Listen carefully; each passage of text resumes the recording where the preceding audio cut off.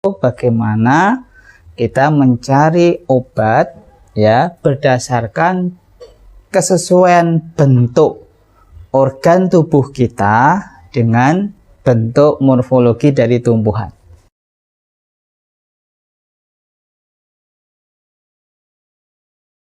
Halo sobat sehat semuanya, saya berharap Anda selalu sehat. Baik, kita akan lanjutkan bahasan kita tentang teori yang ketiga, yaitu bagaimana kita mencari obat ya berdasarkan kesesuaian bentuk organ tubuh kita dengan bentuk morfologi dari tumbuhan. Ini adalah teori yang disebut dengan morfoanatomi. Ini teorinya ya. Masih ingat ya, teori pertama adalah teori tentang bahwa obat itu dekat dengan penyakitnya.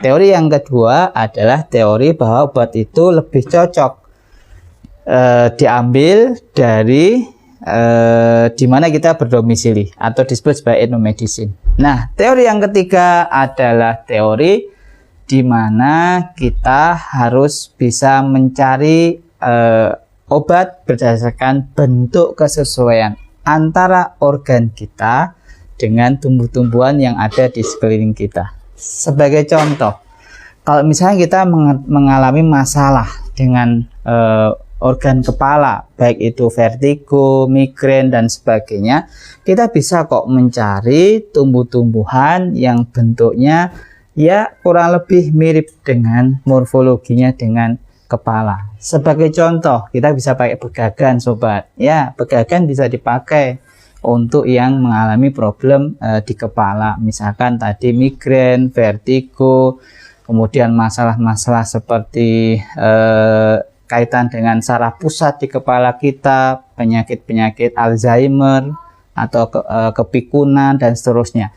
Jadi ini teori ini bisa digunakan untuk memudahkan kita ya mencari tumbuh-tumbuhan yang sesuai untuk pengobatan masalah dalam organ kita.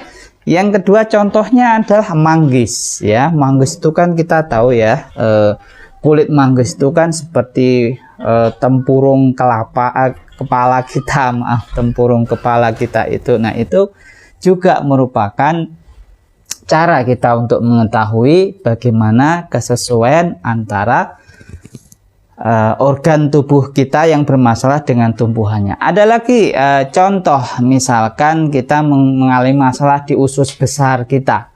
Usus besar kita ya, kemudian kita akan mencari apa yang cocok. Kalau kita lihat usus besar kita ini kan seperti melintir-mintir begitu ya. Nah, maka cari yang namanya kayu ules.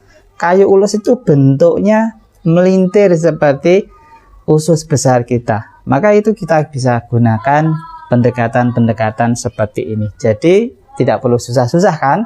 Kita bisa mencari apa yang ada di kanan kiri kita, lalu disesuaikan dengan organ-organ kita. Demikian, sampai ketemu kembali pada episode berikutnya. Terima kasih. Assalamualaikum.